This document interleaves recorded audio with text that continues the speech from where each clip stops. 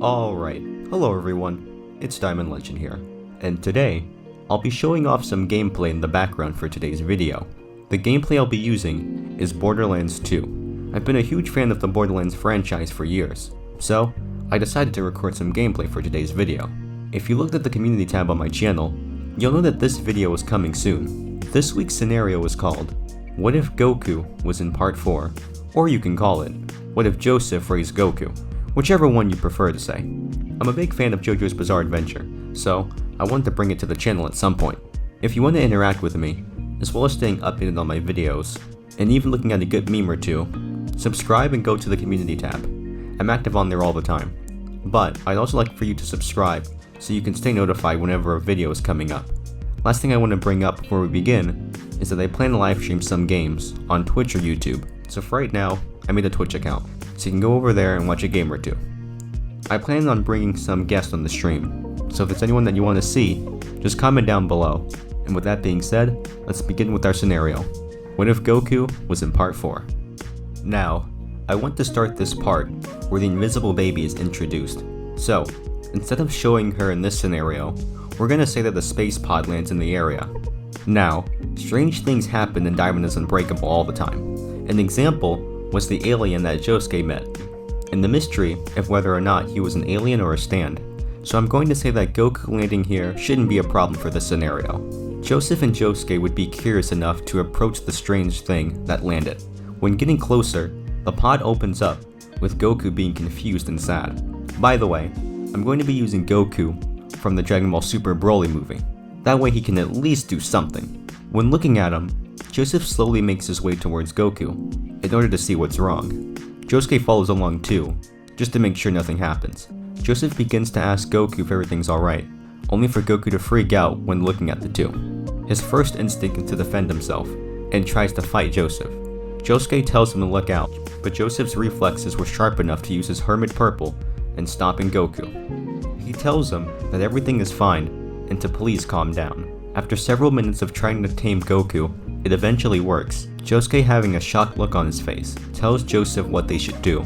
He tells Josuke that they should raise him for the time being. He says that if this is a pod that suddenly landed here, his family is probably long gone by now. And so, with Goku somewhat settling down, Joseph will ask if they can both babysit Goku. Josuke refuses, but with enough begging, he agrees. And to keep things simple, we're going to call Kakarot by his Earth name, Goku, just to make things easier and simple as I said before. So, the next day rolls by, and this is where we're going to be introduced to Rohan, who is an artist that uses his stand, Heaven's Door, to read people. Meanwhile, Josuke will be leaving his home. That is until Goku follows him, since they had a small time to bond. Now, everything in this moment will be the same, with Rohan being a threat to Josuke and his friends. Josuke goes into Rohan's house, and notices Goku was behind him. He tells him not to follow along, but since Goku may not know his way back home, he tells him to stay put. Josuke heads upstairs, and charges at Rohan to save his friends. Josuke covers his eyes, and charges into the fight. Goku, overhearing everything, makes his way upstairs. Koichi no Kuyasu notices someone at the door. They both say, "Who's the kid?" To which Josuke gets caught off guard.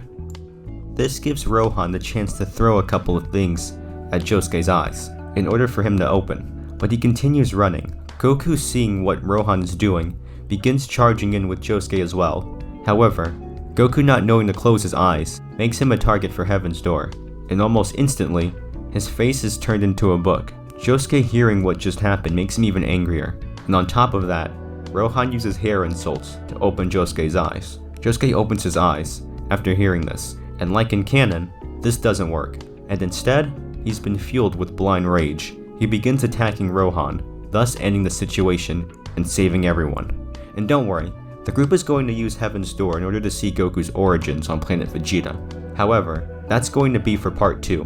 The next day comes around, and Jotaro informs Josuke what's been happening recently. And if you don't know, this is where we're going to deal with the rat.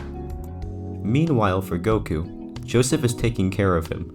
Before the two head off, they inform Joseph on what happened earlier, saying that Goku was attacked. Josuke says that Goku's speed was insane, saying that he already caught up with them upstairs, and that he seems to be a fearless person. When Joseph hears this, he remembers how he had to stop him with Hermit Purple, and noticed how Goku was close enough to breaking it.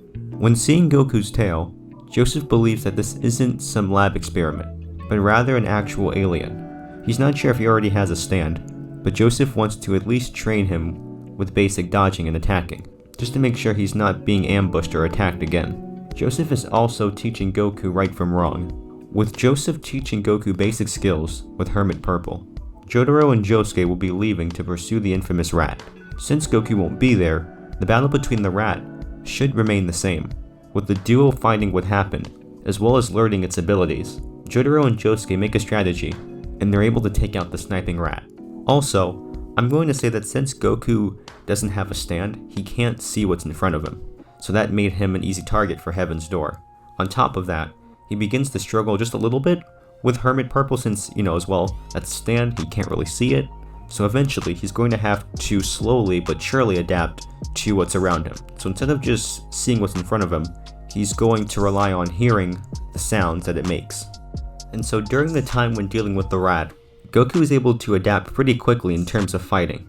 Joseph says that he may be even stronger than him already, and he could surpass Jotaro sooner than later, after having his training lessons with Joseph. The next day, Rohan and Koichi will begin bonding, and eventually will come across the ghost girl in Morio. She tells them what happened to her, and says that the person that killed her is still on the loose. Later on, we're introduced to the killer himself, Yoshikage Kira, and that's where I'm going to leave it off for now. So, how strong will Goku become? Will he surpass everyone within Part 4? Will Goku and Kira have their first battle? Are the rest of the characters going to train Goku? We'll just have to wait and see in the next part. Thank you for tuning in.